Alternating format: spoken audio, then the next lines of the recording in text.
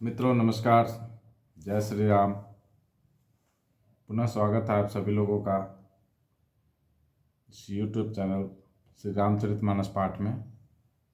मैं राकेश कुमार स्वागत करता हूं आप सभी लोगों का। चैनल पे नए हैं तो चैनल को सब्सक्राइब ज़रूर करें और लोगों से शेयर भी करें।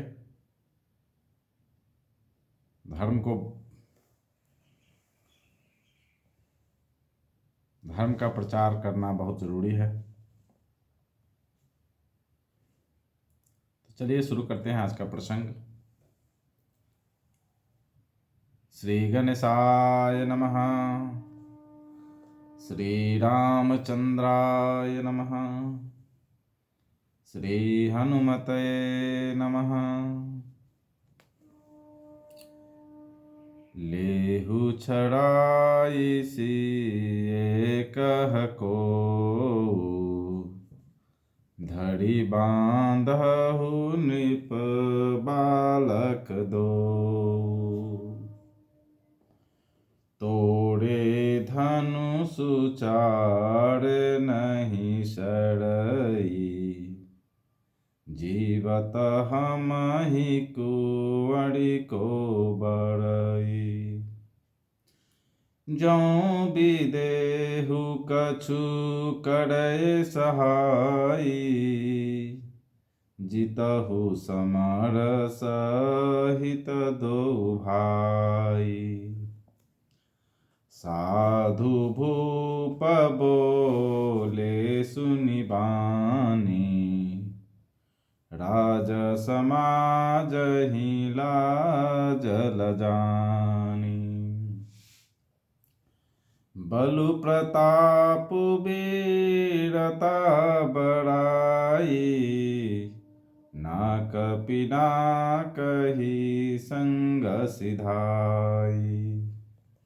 सोई सुरता की अब कहूँ पाई, असी बुद्धि तो विधि मुँह मसिलाई।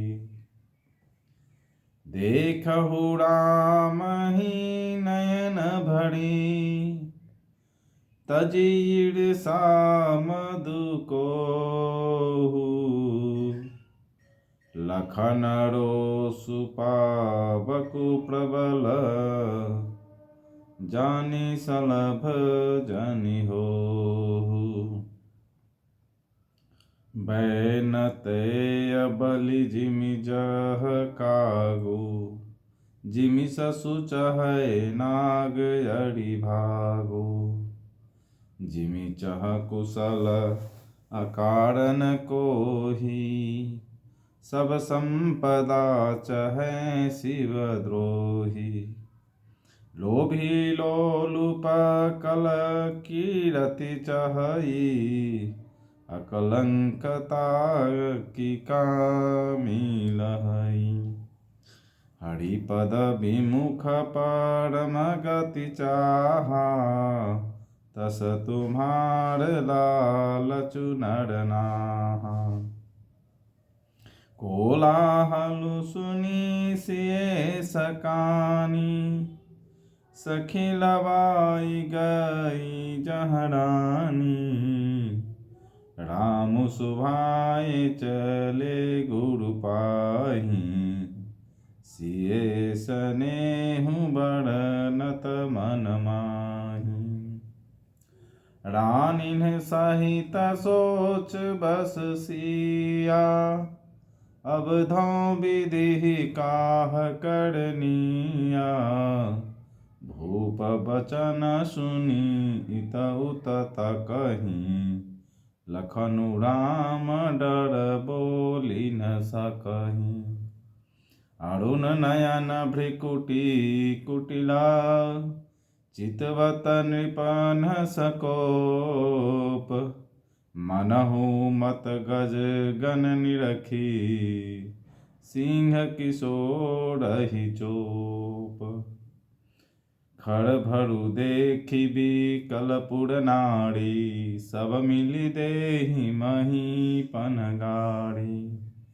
तेहि अवसर सुनी शिव धनु भंगा, आयउ भृगुकुल कमल पतंगा। देखि महीप सकल सकुचाने, बाज झपट जनु लबालुकाने। गौरी शरीर भूति भल भ्राजा, भाल विशाल त्रिपुंड विराजा। शीस जटा शशि बदनु सुहावा, ऋष बस कछुक अरुण होइआवा। भ्रिकुटी कुटिल नयन रिसराते, सहजहु चितवत मनहु रिसाते। वृषभ कंध उड़ बाहु विशाला, चारु जनेऊ माल मृग छाला। कटि मुनि बसन तून दुई बांधे, धनुषर कर कुठारु कल कांधे। कोई कहते हैं सीता को छीन लो और दोनों राजकुमारों को पकड़कर बांध लो, धनुष तोड़ने से ही चाह नहीं सरेगी। हमारे जीते जी राजकुमारी को कौन ब्याह सकता है। यदि जनक कुछ सहायता करे तो युद्ध में दोनों भाइयों सहित उसे भी जीत लो।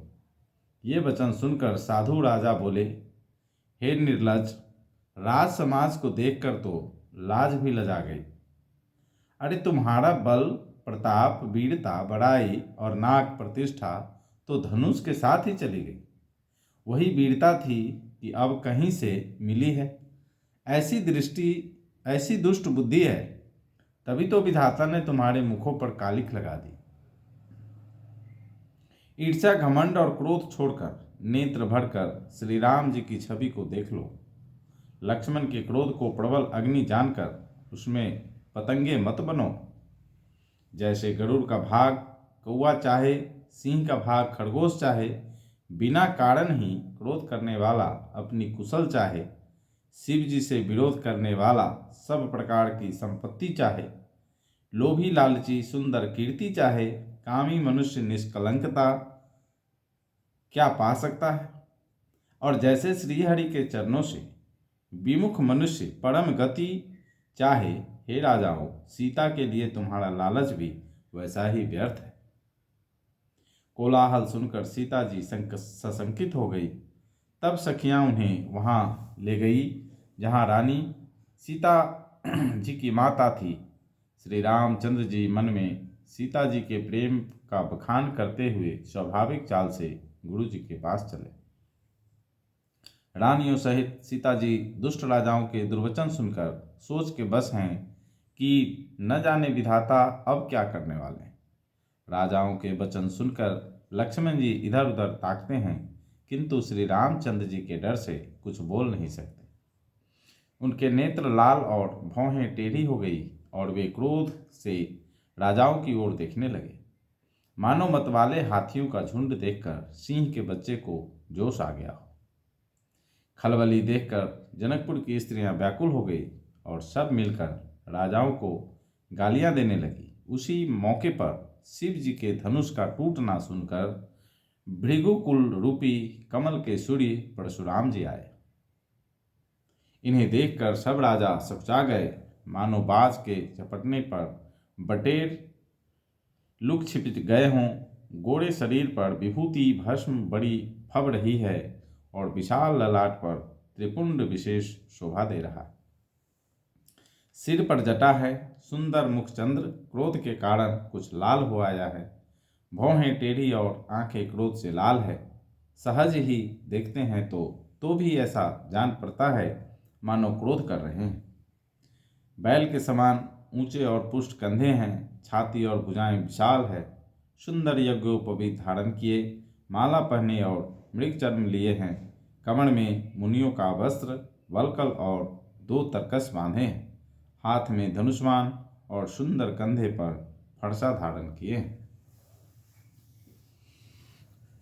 तो मित्रों, आज के लिए इतना ही। मिलते हैं कल फिर नए प्रसंग में। प्रभु श्री राम, माता जानकी और श्री हनुमान जी की कृपा आप सभी के ऊपर बनी रहे। समस्त विश्व का कल्याण हो, इसी कामना के साथ मिलते हैं कल नए प्रसंग में।